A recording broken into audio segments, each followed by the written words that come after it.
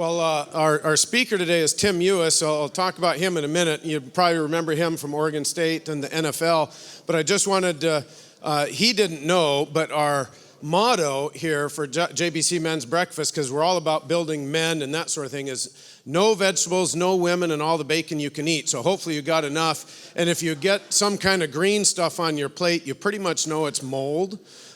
So let's give Jared and his guys a hand for feeding us. Thank you.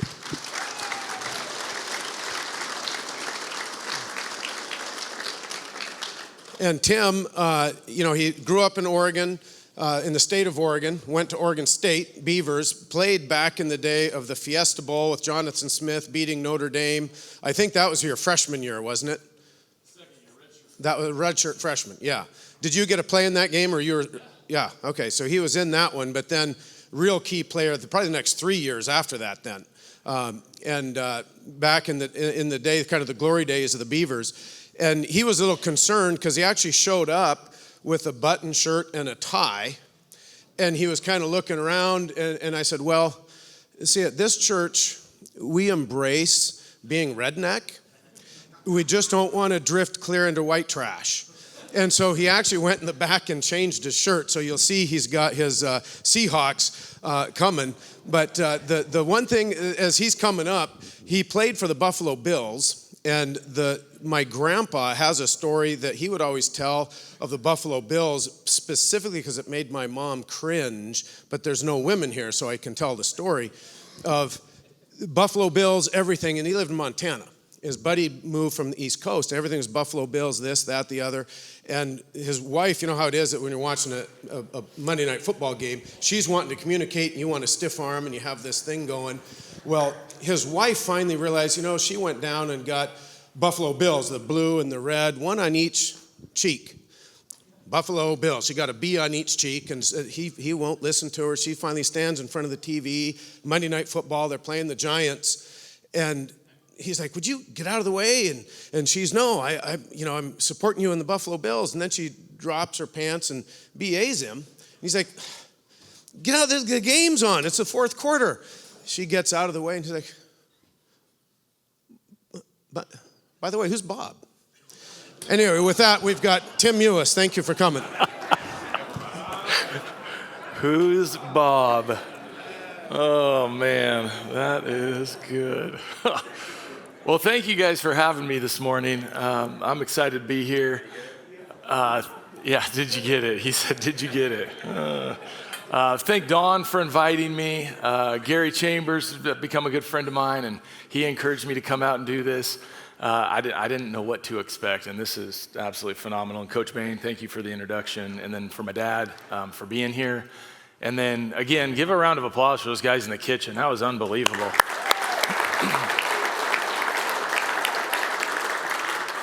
And then I got here a little early, and then I heard these guys up here, the worship team. I don't know where they're at, but that's one thing. I have like zero music ability. We are all gifted in different ways, but to sing, to play the piano. My mom tried to get me to play the piano growing up, and I just fought it because I wanted to be out shooting hoops all the time. So let's give it up for the worship team. These guys did a great job.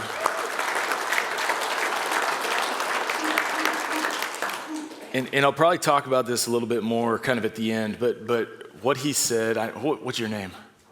Ben. What Ben said about prayer and praying for your pastors, praying for your elders, praying for this church cannot be underestimated. And I'll share a little bit more about that at the end, but make sure you guys are praying for this church, for the pastors, for the elders leading it. I just want to encourage you in that, so it's a great call to prayer. All right, so got to forgive me. I'm a little shaky this morning. My older son played, and I'll talk about my kids in a second here, but my older son played in a basketball game at St. Anne Christian last night, and it was a great double overtime win. I was not hoping it would go to double overtime because I knew there was like Tim getting in the car and driving both the boys up to Trout Creek Christian Camp in Corbett after the game. So I had a plan of 7:15, game's over, 7:30, boys are out of the shower, we're on the road. we're at camp by 9:45, 10 o'clock, and I'm back in bed by 11:30, 11:45, something like that. I got into bed at 12:40 last night after dropping the kids off. So this morning I woke up, and then I thought it would be a good idea to, instead of have like 2 shots of espresso, to have 4. So bear with me if I get lost. I will return to the stage at some point here. So first question, big question. Obviously, when Dawn and I talked about this like 6 months ago, we probably couldn't have planned it better that the Super Bowl is tomorrow. Because initially he wanted me to talk in January, and I was like, oh man, first of the year, gonna be super crazy and busy.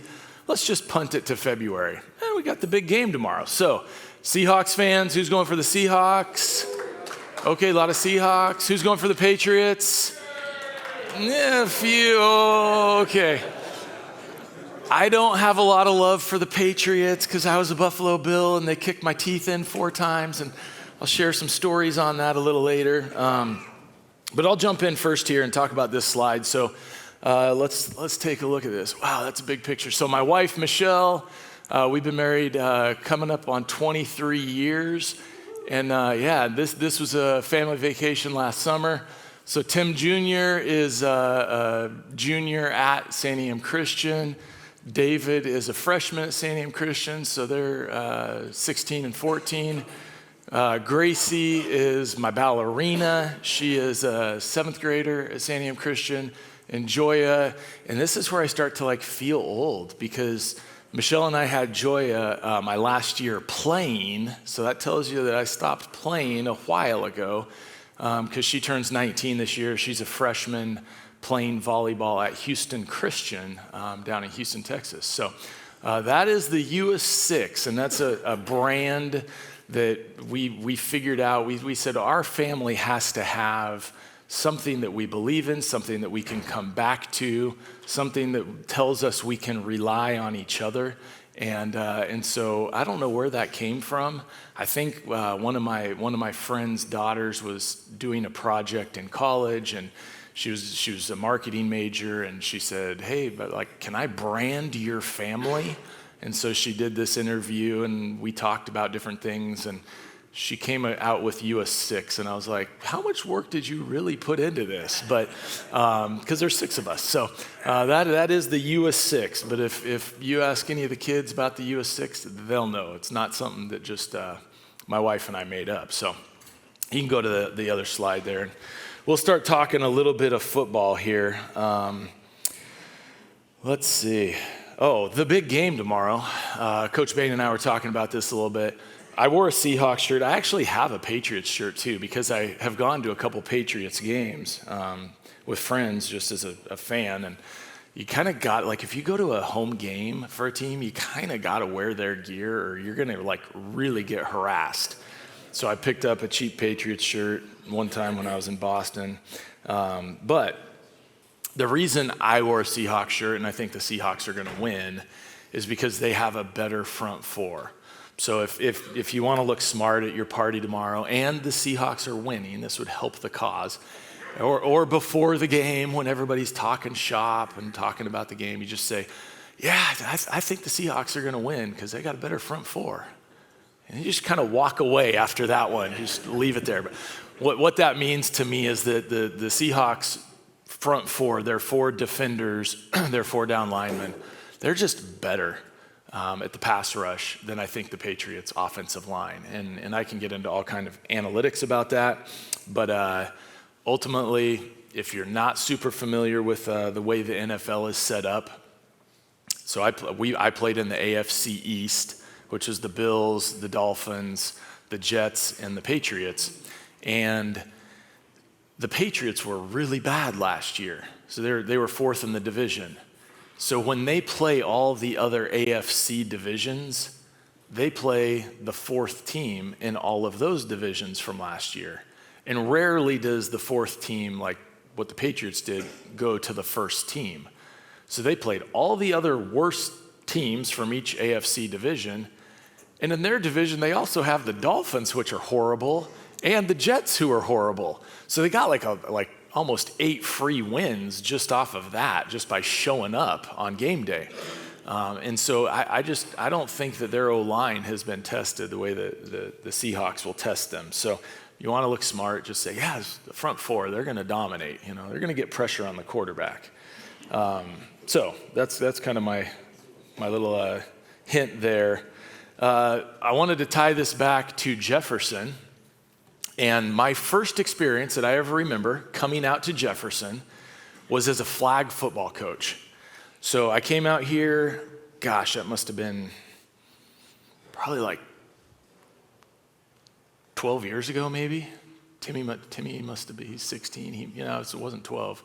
Must have been 10 years ago. And we played out at the field over here, at the high school field. And there had been a game there the night before, so this field was torn up. And it was a monsoon the night before during the game, and a monsoon during our flag football game. So this field, I'm sure you guys have experience with it, it was just mush, right? And so my kids, some of them are crying. They're soft little Corvallis kids. They're not like your guys out here, like, it's raining, coach, I need to go. I had a kid leave the field to run to the stands to get a hoodie. It's a true story. He's like, I'm so cold, I gotta go get my hoodie. And I was like, what are you gonna do with your hoodie? And then I learned that these kids take their jersey off, put the hoodie on, then put their jersey on, and I'm like, so soft, can't take it. We got run, man. Maybe the coach is here. I have great respect for you if you're here. We got boat raced, man. I think they beat us like 54-7. What I took away from that was, I don't know what I'm doing as a flag football coach. That guy does. I'm going to copy everything he did. Because Coach Bain will tell you, that's what good coaches do. Nothing really has been made up in football or created new. Coach Riley would say the only new thing created in football in the last 20, 25, 30 years is the fly sweep, which was created at Willamette University, actually. And now everybody in college, a lot of NFL teams run it, but I believe it's how you say his name is Coach Speckman. Speck was the guy that created that. So I was out on this field and I thought, oh man, I've got to do what that guy did. And then we played them again later and they still beat us because they had this thing down to a science, man. And they had a couple little quick kids. But that was my first experience in Jefferson, was just getting beaten into the ground, flag football, pouring rain, and thinking, gosh, these kids are way tougher than my kids. We've got to do something here. So that was the first introduction to Jefferson, Oregon. And then we've ended up coming up here a lot because of volleyball, basketball, football, all the sports at Santiam Christian being in the same league. And we drove by through town today, and we drove by the Mexican restaurant. And of course, my dad is like, that's my favorite Mexican restaurant. Love that place. I'm like, I know, we go there after every game that we play up here. So that's the experience with Jefferson. So really what I want to share today after that is just my experience, some experience I had playing in the NFL, and then experience being a dad and being a husband, and want to encourage you guys in that more than anything. And so I think we connect through our stories and sharing our stories. I'll call a spade. Not a lot of diversity in this room. There's no problem with that. I don't have a problem with that. But when I got to college, I'm all of a sudden like the minority in the locker room. And one of the things I learned from was the Hawaiian guys. So the Hawaiian guys love telling stories, and that's how they connect. They connect through sharing stories. And so I think that's really important for us to be able to learn from that and kind of sit down and just share our stories about where we're at in life and what's going on, and being honest with each other. So there will be kind of some brutal honesty here. Dawn asked me if I had slides for a slideshow. I said, I was given a talk at Oregon State a few years ago, and I had this whole slideshow prepared, and then I sent them the wrong slideshow. Ironically, I had done a talk at a church down in Eugene on Super Bowl Sunday, the morning of Super Bowl Sunday. And then I was going to do this talk for the School of Engineering at Oregon State. on leadership, and I sent them the Super Bowl Sunday slides, and so I turned around and said, oh, here's, uh-oh. And I said, well, I sent you the wrong slideshow, and I just winged it. So I'm not winging it this morning, but I also was worried I would not send the right slideshow. So I just have a couple pictures up here. So here's what I want to start with is just Proverbs 3:5. And this is a verse that I learned, probably like many of you guys learned just a long time ago, kind of one of God's promises. And probably learned it in Awana. Trust in the Lord with all your heart, lean not on your own understanding, in all your ways acknowledge him, and he'll direct your path. And I think it's one of those things that I can look back at 45 now and say, this is the path that God had for me. But as a kid in the front row, it's pretty murky what that path might look like, or maybe a 30-year-old, or maybe a 50-year-old, or maybe a 70-year-old. You're still trying to figure out what God has on that path. So I'm just going to kind of share where my path has gone. This is an interesting question, and I'll probably throw this out there for a couple people for audience engagement here, so be prepared. I heard this actually just a week ago, and it made me think about this talk and how I was going to start out. So I work at Edward Jones. I haven't gotten into that. So I'm a financial advisor and wealth manager at Edward Jones in Corvallis. And our marketing campaign is Find Your Rich. Find Your Rich. Because all of us define that differently. And the question I was confronted with a week ago was, how did you define rich as a kid? How do you define rich as a kid? So, all right, Ben, how would you have defined rich as a kid? A great bicycle. Let's go, a great bicycle. All right, Don, how would you have defined rich as a kid? Your dad just told me, don't work if you can. Oh, that's where they knew each other from. My dad and Don worked together. Don't work where they were working together. That's how you define rich. Let's see, how do you define rich? What's rich? A really nice shotgun. Let's go. That was not on my radar. That was not in my bingo square as a kid, I'll tell you that. All right, last one right here. How do we define rich as a kid? Oh, I remember the kids that had the most Transformers. Transformers, toys, something like that. Yeah. So as a kid, I defined rich by the people that could wear the Air Jordans, man. I did not have Air Jordans. I still have never owned a pair of actual Air Jordans. Maybe that's a prideful thing, which I'll get to in a minute, but I think that's how I kind of defined it. I also defined rich as players in the NBA. Players in the NBA. Like, we watched them on TV.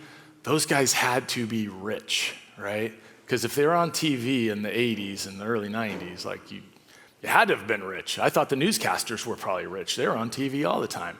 So who grew up a Blazers fan in here? Anybody grew up old school Blazer fan? Okay. So kids, little education. If you were watching a sports game or game back in the day, my day, back in the kid day, and this, I could go back to my dad listening to the radio because they didn't have a TV. But in my day, you had to keep track of the score yourself. And you almost had to keep track of the time yourself that was left in the game because they only showed it on the screen every once in a while, right? We remember that?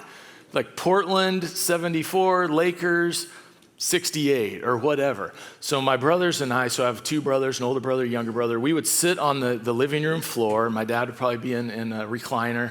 And we'd be watching the Blazer games or a game on Sunday afternoon of football, something like that. And it was always up by 4, down by 3, up by 2, down by 1. We had to keep track of the score in our own mind. Like, there was no phone in your hand. There was you had to stay locked and almost count every basket or you were not going to know what was happening in the game. So that was what we grew up with. And I always looked at those athletes. I thought, man, those guys must be rich. And if I'm honest, which I'm up here, so I should be honest, playing basketball was really my first love. Like, that's what I wanted to do. I wanted to be a ball player. So every night we'd go out. We had a basket in our backyard. We shot a ton of hoops. And my dad and I would play. We'd start out, well, all three of the boys and my dad would play almost every night.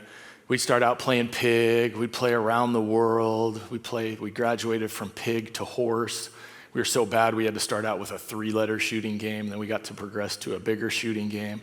Not shotguns, basketballs. He's thinking shotguns. And so, we spent a ton of time playing. And then we got introduced to this game called Rough 21 that my dad taught us. So Rough 21 was kind of a one-on-one game. And you make a basket and you get to shoot some free throws. And I was a horrible free throw shooter. But there's kind of a life lesson that I was taught playing Rough 21. And in this game, if my dad is playing me and I'm this big, who has the advantage? My dad, right? So my dad never, beat us up too badly. He would let us win sometime, give us a little confidence. Sometimes he would win.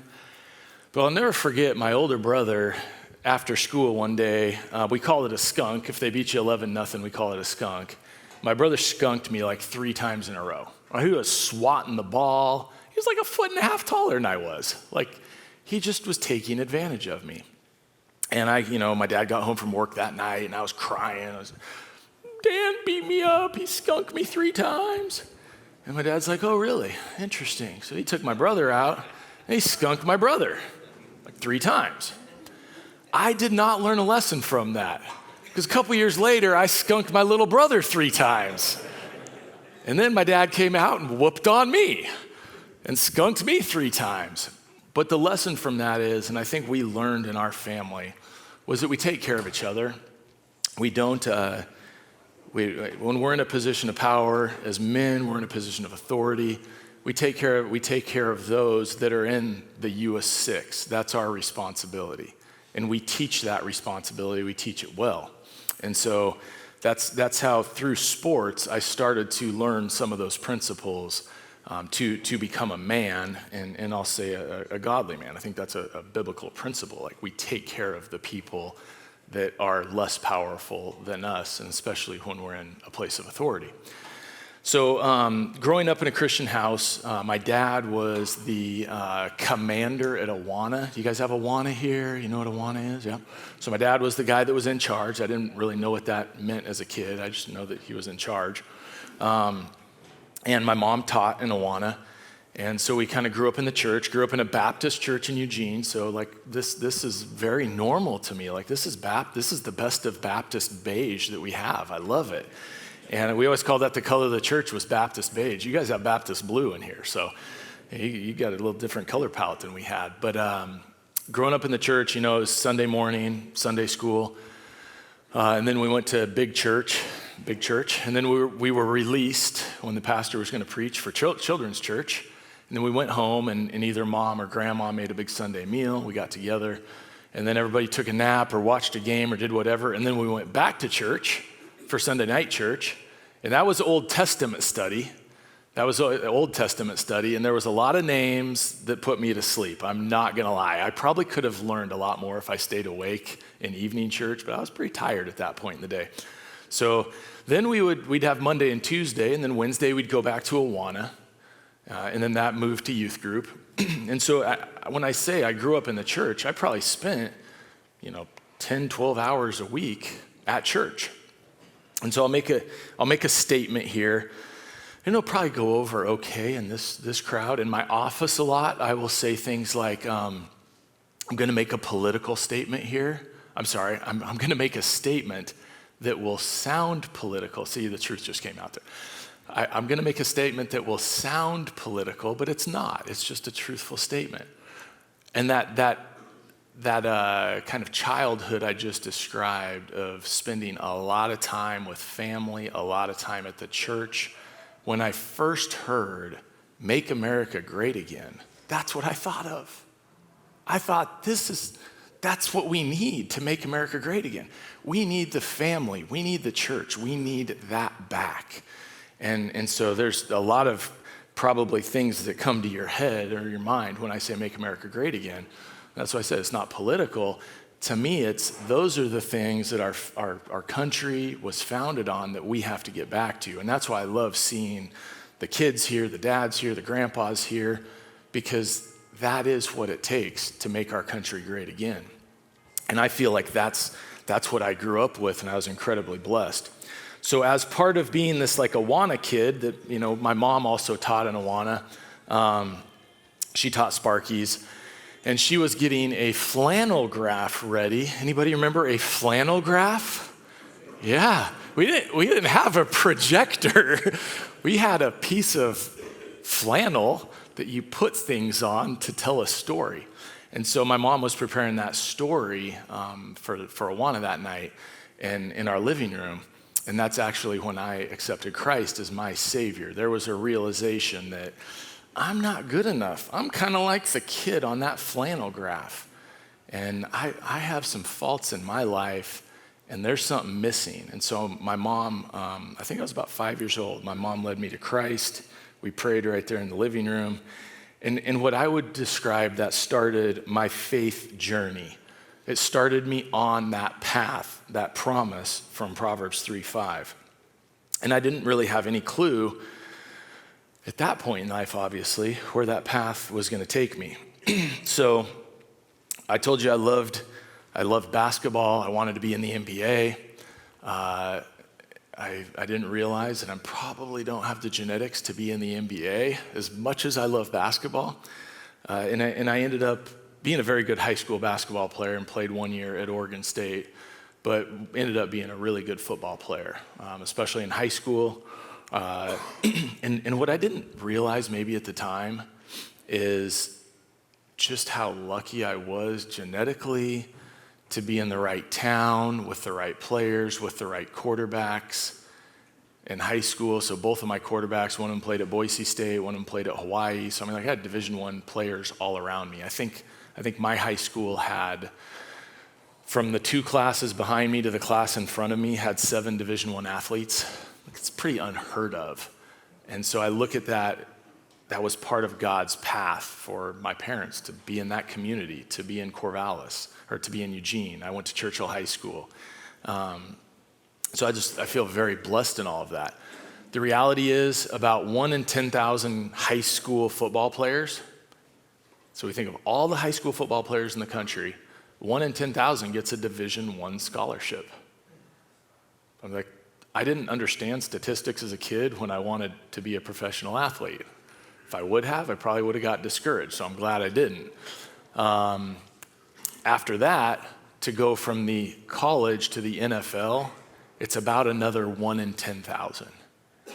So the odds of a kid from Eugene ever playing in the NFL are like actually astronomically bad. So again, I look back and say that was part of God's path for my life. So kind of went through culture growing up, a really good home, a really good environment, a lot of good role models. And then it came time for college and thinking, what's next in life? And again, why prayer is so important is because there's probably not a lot of young men thinking in your congregation that are really thinking prayerfully about where they're going to go to college and what they're doing for the rest of their life or for the next period of time.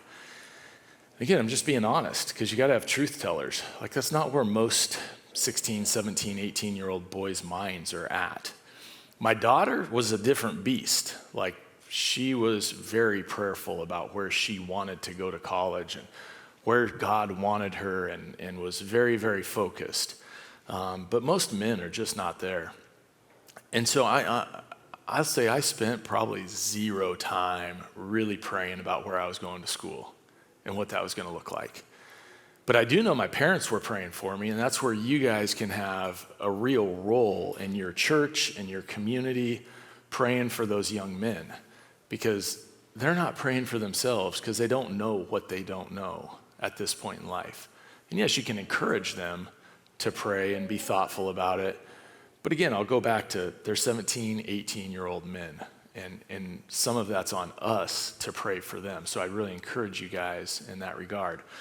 So I had offers from Oregon State, Colorado State, and Boise State. And again, there wasn't a whole lot that went into this decision other than I went to Colorado State. It was a horrible fit. I could tell you all kinds of stories on that. It was just awful experience. I went to Boise State. It was Christmas break. I stayed with my high school quarterback for the weekend, which was a ton of fun, but I met nobody and learned nothing really about the school. I had a great steak dinner with Dirk Cutter and got to know Dirk, and we've actually stayed in touch. But at the end of the day, I was like, I had to get on a plane to go to both of those places. And for my parents to ever really watch me play football or be a part of my life, and we were a pretty tight-knit family, like going to Oregon State's kind of a logical decision. So that's how I ended up at Oregon State, and was blessed to play for Coach Erickson. Coach Riley had recruited me, and then Coach Erickson was the coach there my first 4 years. So the first year, as many of you know the story, we broke the streak, right? They'd lost for 29 straight years. It was horrible, apparently. I'd gone to a few of those games. Grew up going to a lot of the Duck games. That we were in Eugene, it was easier to go to Duck games. Watched a lot of games at Autzen, watched a lot of games at Matt Court at the Pit. I wasn't a Duck fan, I would say. We were sports fans. My dad always pushed us to the Beavers because he was a Terry Baker fan, probably like a lot of you guys growing up. Like that was the glory days. And so had this chance to play for Coach Erickson, and all I knew is he had 2 big rings from national championships. 2 big rings. And he would bang them on the counter, and you're on the podium. You're like, whoa, he's won it all. We can do this. So the first year we went, I think 7-5. And I got to go to Hawaii, and I was a redshirt. Greatest thing ever. No responsibility in Hawaii as a 19-year-old. It was awesome. That was like the 5th time I'd ever been on a plane, So it was a super cool experience. Come back the next year. I'm a redshirt freshman, so there's a little more responsibility at that point. So I'm playing on special teams. I'm kind of the 3rd string tight end.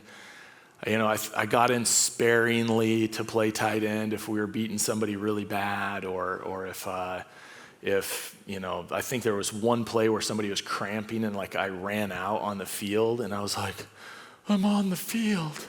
What do I do? I was like, that guy's really good. This is a problem. And thankfully they ran the other way, and that's kind of a story of my life. I'll tell a couple more on that. But yeah, they audibled the other way, and I didn't have to block this beast at Cal. It was great.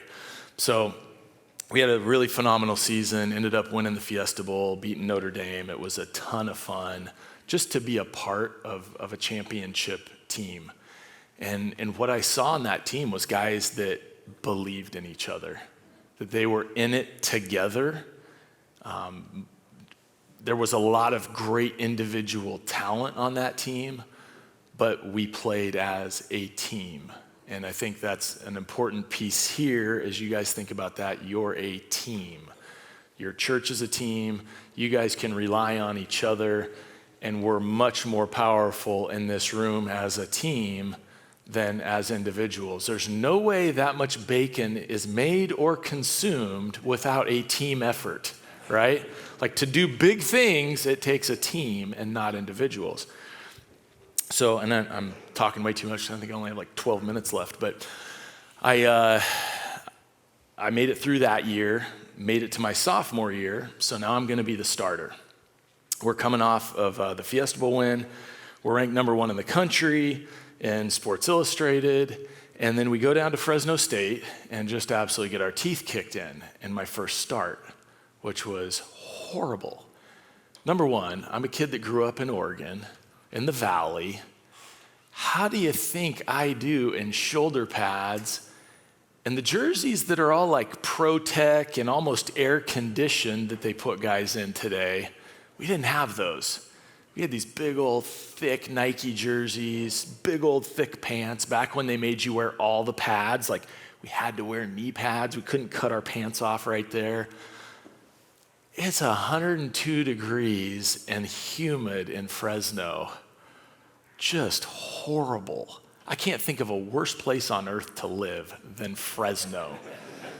I know it's a big farming community, and probably a lot of you guys are farmers, but I cannot think of maybe those are great farming conditions. I don't know. It's horrible there. So we got our teeth kicked in. We came home.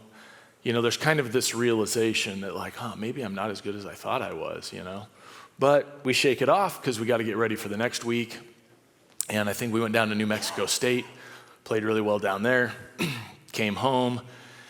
And then 9/11 happened, right? So 9/11 happened, and the World Trade Centers were bombed, and that was a game changer because we were supposed to play Montana State that week, and they canceled all the games, as they well should have, and canceled a lot of the practices that day and that type of thing. And so Friday, when we would normally be doing a walkthrough, we were practicing, and so. They called 50 draw. 50 draw was doubles right, 50 draw was the play. And so I went out, and I was supposed to block James Allen. Anybody remember James Allen? We called him the Predator. We called him the Predator because he was a freak, man.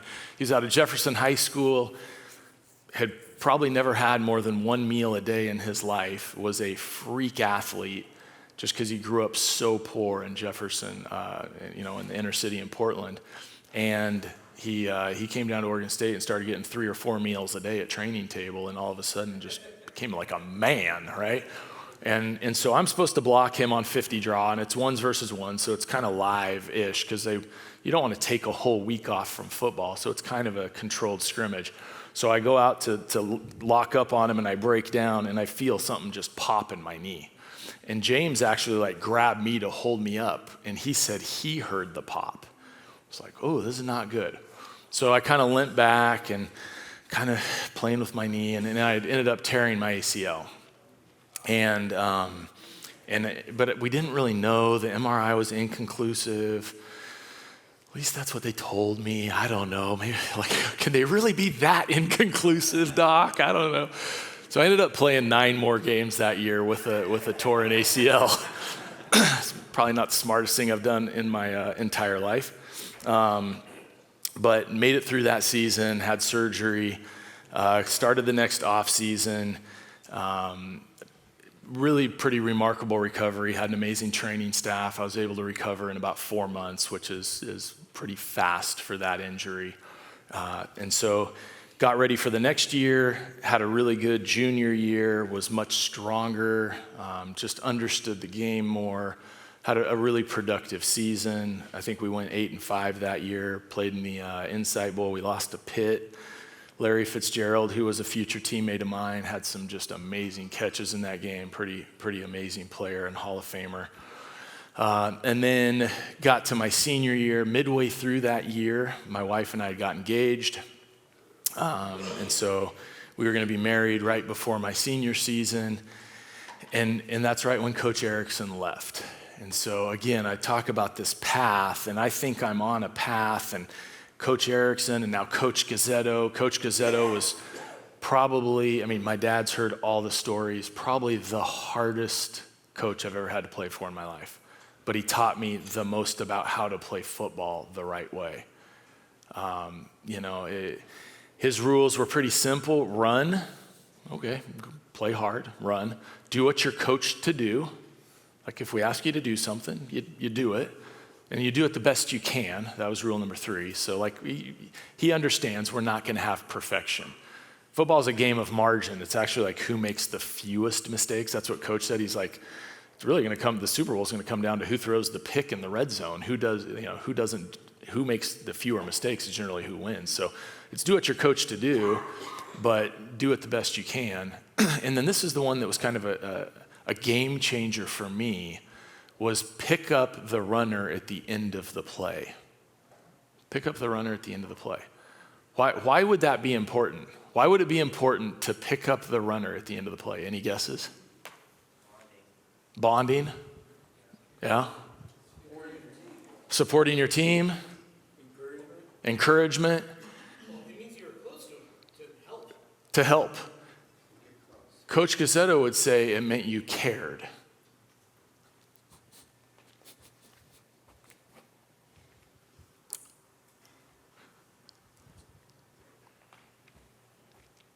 I should have prefaced I get emotional.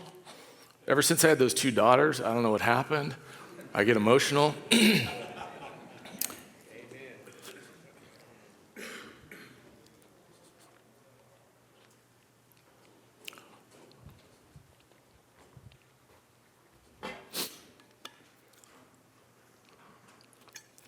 Coach Cazzetto died last year.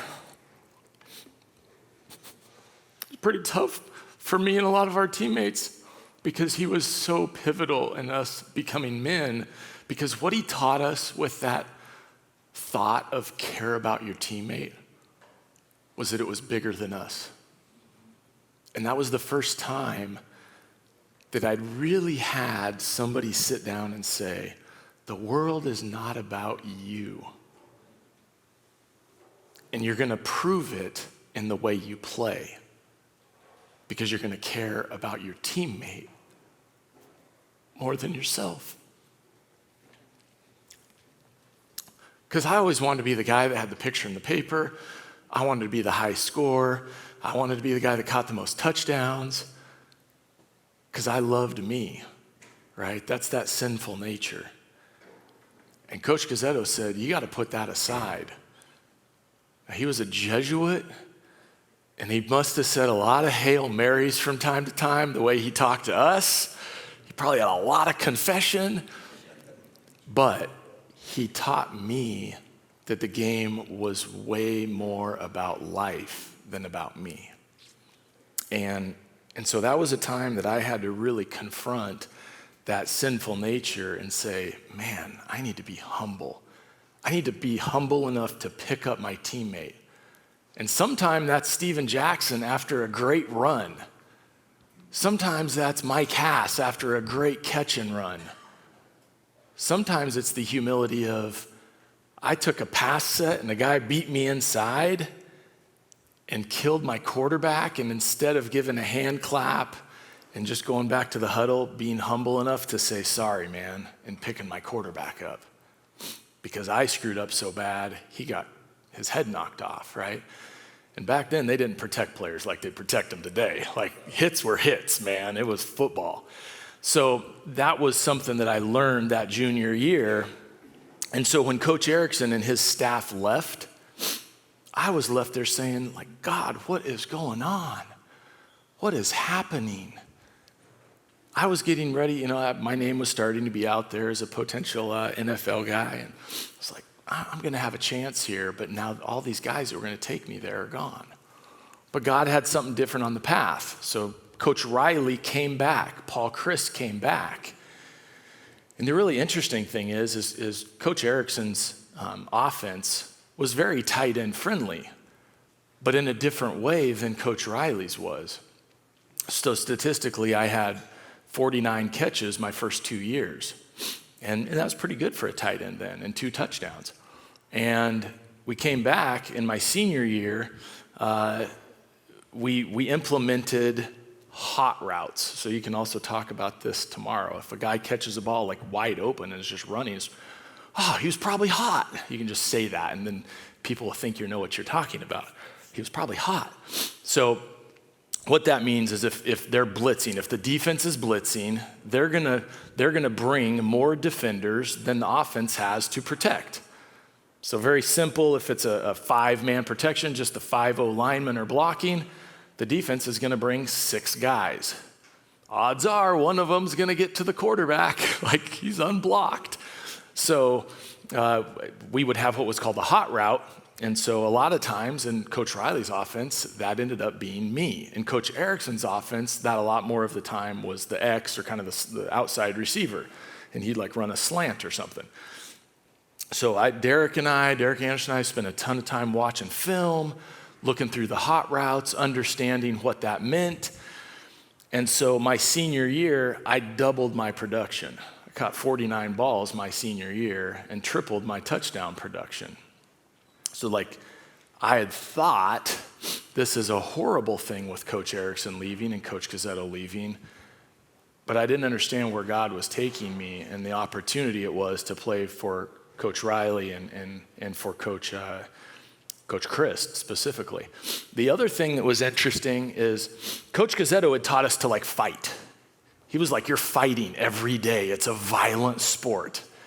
And so our first day of fall camp with Coach Riley, actually it was first day of spring ball with Coach Riley, Richard Siegler and I would literally fight every day. And like, we would grab each other's face masks and just start punching each other. You know, it was insane. Like, we're on the same team. And I'll never forget, like, we get to our first 9-on-7, third play, fight breaks out. Euhus is holding. Euhus is always holding. Richard's mad at me. We're scrapping. And Coach Riley goes, hey, this isn't football. There's no fighting in football. And so we're like, what? No, there's fighting every day in football. This is what we do at Oregon State. So again, Coach Riley brought us together as a family to respect each other on both sides of the ball and kind of what we do. And I think I've got 10 minutes left here, so I'm going to speed up a little bit. But those were pretty important things in kind of my path that God was taking me down. The other thing is, as I went to college, made some stupid decisions. And all of us can look back in life and say, hey, we probably made some dumb decisions at different points. So I made a dumb decision. I thought I was going to be in a lot of trouble for it. And at that time, it was kind of ironic because Coach Erickson didn't think it was that dumb of a decision, and that's a Coach Erickson thing.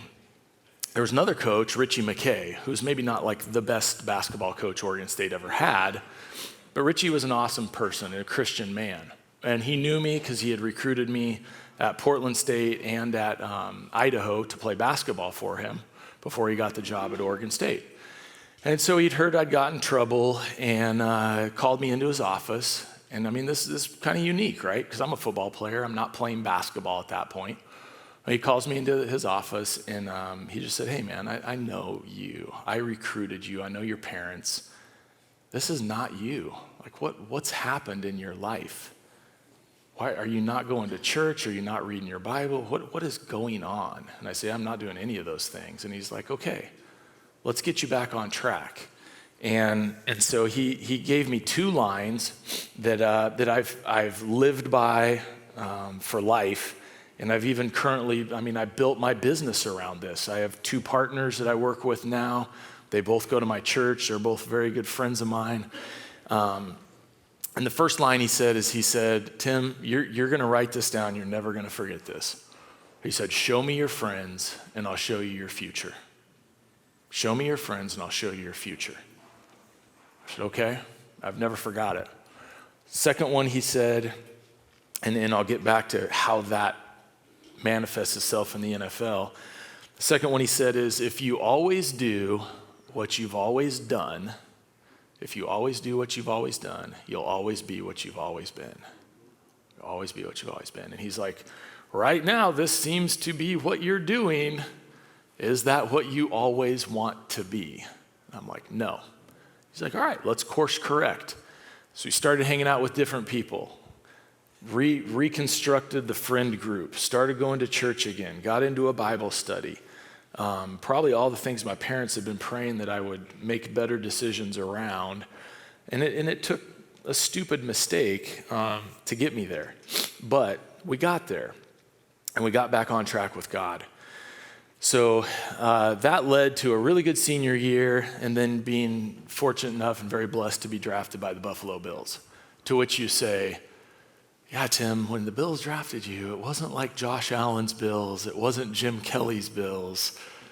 It was kind of the dead year of the Bills, right? The lost seasons of like 5 different coaches in a 12-year period.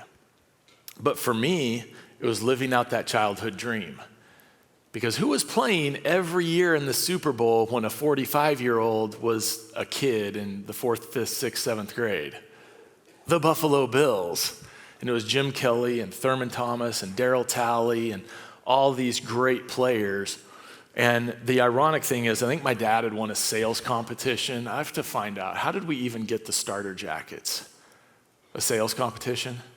So dad had won a sales competition, and so all of us boys got to pick out a starter's jacket.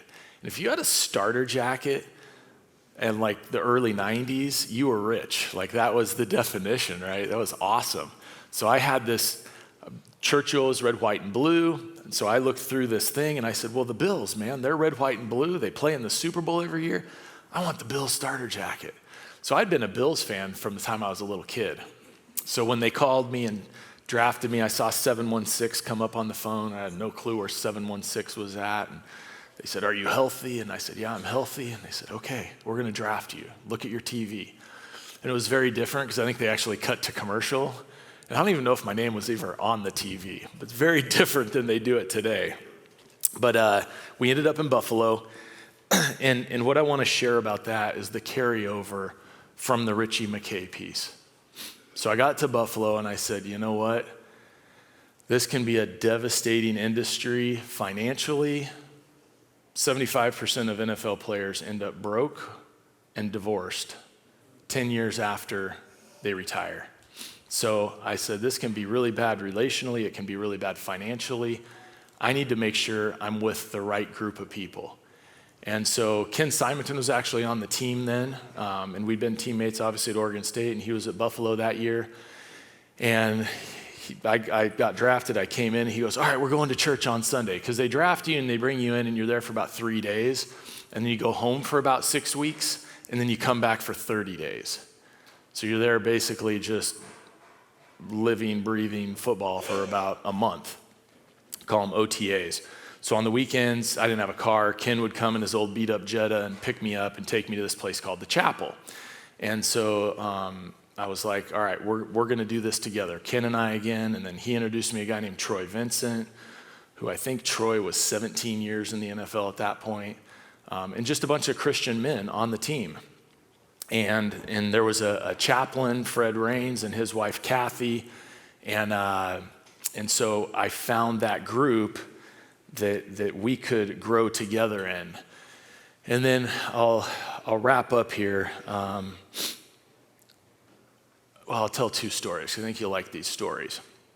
So we make it through fall camp, cuts happen, all of that. We start the regular season. And the first game, I played maybe like 3 plays. I didn't play a whole lot. It was just not, I was a rookie. I was kind of just learning and growing. And I think I played about 3 plays. We played Jacksonville at home. Second game, I was starting to get a little more street cred and practice, get a little more run. And we were going to go down to Oakland. So we're going to play the Raiders in Oakland. And so we'd put in a bunch of 2 tight end sets. That was a very popular thing then. Peyton Manning was kind of running like a 2 tight end, no huddle type thing. Drew Bledsoe was my quarterback, so really good quarterback. So I'll never forget, like, it's doubles right, so I'm the second tight end, so I'm on the left, I'm in the slot. Actually, my feet would have been like this. And Warren Sapp is about where the podium is at. And I'm kind of sitting there like, that's Warren Sapp. This is nuts. And they had him playing D-end in this series. It was really weird. And the run is supposed to come to my side. And then it like hits me. I am supposed to block Warren Sapp. I took some physics in college. It's not good. Thank God. Again, they audibled away. They went to the other side. And I really don't know what I'm doing. Because I'm just like, I'm in the black hole. It's still the baseball field. We've got the baseball field and the football field. I'm like, oh, okay, here we go. The ball snapped, and I just run down the line, and I hit Warren Sapp in the lower back from behind, like as hard as I can. Just almost on like a blank out moment, which if you're not familiar with football is really against the rules. Like not what you're supposed to do. And thank God, like it was on the backside of the play, and the run was way over there, so they didn't throw a flag on it or anything. But Warren got up and was not very happy with me. Because, I don't know, it was like his 14th year in the league, and like that's not what you do to a veteran player. I didn't really know that at the time, but like that's not what you do to a vet. So he got up and he's like, I can't wait till you get back out here, rookie, da-da-da-da-da. And I was like, you're probably not going to see me again. And just like took off to the sideline, and I was like, thank God I don't have to see Warren Sapp again. So I literally played maybe like 3 or 4 more plays that game. I was playing a lot of special teams, so I played on like kickoff cover, kickoff return, punt return, all the specials. But it was growing in my tight end role. So the last story I'll kind of tell around that is the next game we were playing the New England Patriots at home. And at that point, we were a pretty run-heavy offense. Drew could throw a lot of play action. Drew had a huge arm, was a very good quarterback. But we actually started putting a lot of 3 tight end sets because we had 3 good tight ends. And anybody remember Bountygate with the Saints? Remember Bountygate? That's where like they were, Sean Payton was like putting bounty on guys' heads. You take this guy out, you get a bonus type thing. I was never part of a Bountygate in the sense of trying to hurt somebody. But in film, like on Friday film, we'd bring all the running backs, basically the whole offense minus the wide receivers would come in and do a blitz pickup. Drew would put a set of film together, and we'd go through this film. And we're in there, and Trey Teague, the center, he was Peyton Manning's left tackle at Tennessee. He was a very good player and very good football mind. He goes, hey, anybody that flatbacks Rodney Harrison, $1,500. I'm like, $1,500 is a lot of money. I like that idea. Rodney Harrison, if you don't know him, he's on TV now, right, on Sunday Night Football and all that stuff with Coach Dungy. But Rodney Harrison was voted like 10 years straight the dirtiest player in the NFL. And I was like, I can be dirty too. I can go there. So we're on a 3 tight end set. We're running his way. Rodney comes down in the box. I go to block him. I lock up on him. And there's no air in the block. Like, I'm right here. And I'm just driving my feet, and I pancake him. And I'm like, $1,500, let's go. I think we got like 14 yards, got a first down. I get up off of him, and he does the most athletic thing I maybe have ever seen in my life. And I've seen a lot of great athletes. He's like on his back. Number one, I pancaked him, but I pancaked him like back, like his knees. It wasn't a like feet pancake. He was like, I don't even know how he was that flexible. So he's on the ground, like on his knees, and he just springs up and hits me in the helmet, like Superman style. And of course, I flop because I'm trained at Churchill on how to take charges in high school. So I flop, and he gets another 15 yards. So we got like 29 yards out of the deal. It was great. I get my $1,500 in the meeting on Monday, which is great. They beat us, not great. What's really bad is we had to play them again because we're in their league. So we're in Foxborough. I think it was Sunday Night Football because we were playing pretty well at that time. New England was playing pretty well at that time. Cold game, frozen game. So we run this play called Florida. Eric Moulds is outside at wide receiver. I'm in the slot. It's a very simple, like flat slant concept. And Moulds is a much better player than I am, so naturally they're going to like jump Moulds. So I should have caught the ball. We wouldn't have had to tell this story if Drew had just made the right decision and throwing me the ball. He throws it to Moulds, and Teddy Bruschi picks it off. And this is when they were good. I mean, the Patriots were awesome. So Teddy Bruschi picks it off. So then, you don't really want to go make a tackle, but you know that the film is up there and the coach is going to yell at you if you don't try to run and make the tackle and make a play. So I'm like, all right, I'm on the opposite side of the field. Like, there's no chance. I'm going to take the biggest angle, like to the pylon. And that's like the only way I would make the tackle, if I go to the pylon. So I'm running, and all of a sudden Richard Seymour, who's an all-pro D-end, like is coming after me. And I kind of like scoot out of the way, and he goes by me. And then Mike Vrabel, who's the coach of the Patriots now, Mike Vrabel is coming after me. He's going to murder me. And he misses me. I kind of get around him. And at this point, I'm like, I really have no desire to make the tackle. I'm just trying to survive. Why are these guys coming after me? And I'll never forget, like, I see Bruschi get tackled out of bounds about where that blue wall is at. And I kind of let up. And I'm like, thank God I don't have to make a tackle. And I just take a step. And then I just get a helmet directly under my chin for what I would call a full decleater. Like, my feet were higher than my helmet. I wish I had the film. I got to go find the film on that just for this story. And who is it? Rodney Harrison. Rodney Harrison gets up and he looks down at me and he goes, man, rookie, I put 10 G's on your head and nobody else would claim it, so I had to do the job. And I'm like, what is this? Like, am I like Billy the Kid with like a wanted dead or alive poster in the Patriots locker room? So that's just some of like what it is actually like to play in the NFL. So I kind of got this reputation of kind of being like the offensive Rodney Harrison. But it was fun. Like after games, the next year, because you play the guys twice again after the games, like I'd talk with Vrabel. Vrabel would come out while they're waiting for the bus, and all the guys just kind of hang out because it's your job. It's different than college. Like it wasn't like I hated the Ducks, you know. Ducks were horrible in college. I wouldn't even talk to them. After the game, guys are out having a beer in the parking lot, like, oh man, that was a good one. That play, oh, you got me, da-da-da-da-da. It's like so different and weird almost. But I became friends with some of those guys and at least social. So I'll close with this. That same year, week 14, we're down in Miami. And this is where the pride starts to creep back in. So we're down in Miami and Pro Player Stadium. Go to chapel the night before the game, writing down in my notebook, chaplain's talking about the story of Joseph, and I'm sitting there thinking, oh, Tim's a pretty good guy. Tim's doing all the things the chaplain is talking about. His phone is saying it's time for Tim to stop talking. But I'm taking these notes and saying, you know, I'm doing all the things I'm supposed to be doing. I'm right where God wants me, doing all the things. So we go down to the game, and last play of the first quarter, Mark Campbell was kind of the other starting tight end. We call him Soup because his name's Campbell, so we just call him Soup for short. I guess Campbell is too hard.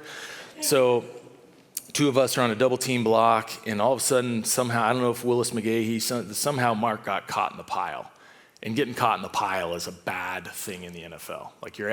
Like guys really shouldn't end up on the ground unless they're being tackled. Like the whole goal is stay up, right? So Mark ends up on the ground, and I go over, help him up. He's like, there's no helping me up. He's like, I felt a pop. And I'm like, oh man. And at first I'm like, dude, sorry, Mark, like this is bad.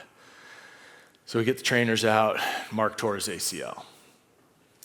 So I go from this moment of, man, this is bad, this is my teammate, to selfish Tim, to the arrogant Tim, and I'm looking up at the scoreboard as we walk down the field at the end of the quarter, and all of a sudden my mind goes to, man, I got 3 quarters left this game, and I've got 3 more games that I'm the starter for.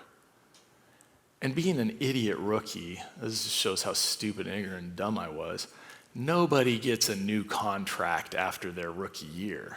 Because they got you locked up, like you signed your name. They're not gonna pay you more than they have to. It's a business, right? But my mind says, oh, if I do good these 3 quarters and then the next 3 games, I'm gonna get a big payday. Because I knew what Mark was getting paid. I was like, I'm gonna start getting paid like Mark. Like getting $17,500 a week to play a game was not enough money at that point in life for a 24-year-old. That's silly. So I walk down the field. 3 plays later, we're gonna take a shot. We're gonna run Molds and Evans deep. And if they blitz, I pick up the blitzer. If they don't blitz, it means they've dropped guys, and I'm gonna check to the flat. So they drop everybody, no shot there. The term that the coaches use are touchdown or check down. So we're not gonna take the touchdown because they dropped all the defenders, so Tim's the check down. So I catch the ball in the flat, and all in my mind is I'm thinking there was a lot of green that way, a lot of green. I just gotta put my foot in the ground and get going north and south. So I catch the ball, put my foot in the ground, and my knee slides again. Yeah, I tear my ACL again. Now I'll say I was tougher than Soup, and I'm like, I did 9 games of this in college. I'll finish this one off.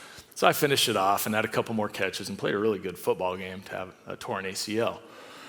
But on the plane ride home that night, I'll say it was a life changer for me, and part of the reason that I'm here today talking with you guys is because you get on the plane and you're the hurt guy. You ever, like, when you have a friend that has a relative die or a parent die or a child die or something like that, you ever know what to say to them? It's always pretty tough, right? Like you say, I'm sorry. Well, yeah, you're really sorry. My mom died. Thanks, buddy. Like, it's just tough to know the right words. So when you get hurt with kind of a season-ending injury, you're on the flight home and you're sitting in that chair, you're kind of the person that had like a family member die. Like, guys want to say they're sorry, but they're also like, I'm kind of going to avoid you because I don't know what to say, right? And so I'm sitting there and I'm kind of having a self-pity party, and nobody's really saying anything. And then I'm like, you know what? I should go back and look at my chapel journal. I should look at that.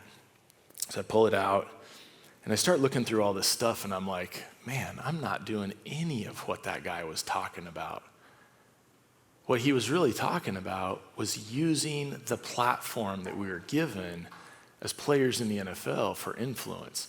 And I don't want to say I made a deal with God. I don't like that term, but I don't know a different way to say it. I just said, God, if you help me get back one more time, I almost went Samson-ish, right? If you help me get one more time, I'll serve you. And so that was the first time in my life that I really had this flip switch to say, what's it like to serve God? So I went from this, what's it like to be a Christian man, to what's it like to serve? And that was a big game changer for me, because it led me to a week later when I'm in church, because I'm not traveling with the team to Cincinnati, so my wife's like, come to church with me. So we go to the chapel, I'm crutching around, and they say, hey, we need people to serve in the youth group at this thing called snow camp.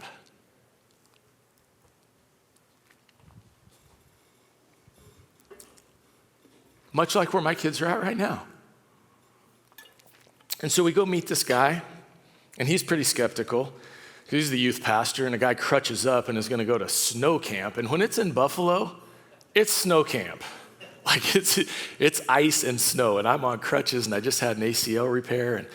But now that guy's one of my best friends in life. He's pastor in Florida now.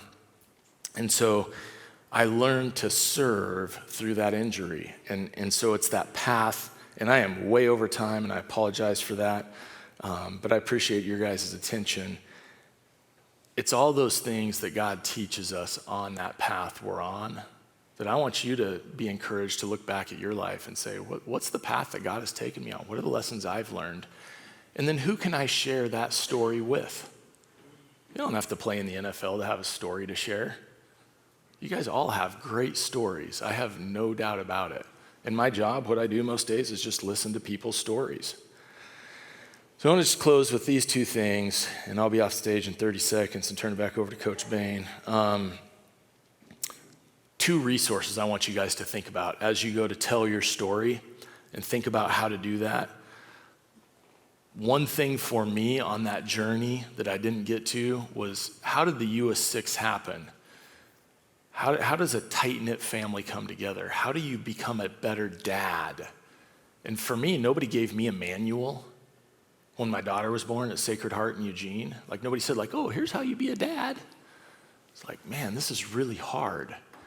And we found this thing called Love and Logic that my wife and I now teach at Friends of the Family down in Corvallis, and I think they do it in Lebanon as well. But Love and Logic is a great parenting course. If you're a parent, or maybe you see as a grandpa or a dad that you're like, oh man, my grandson could probably use some help parenting, or my son could use some help parenting.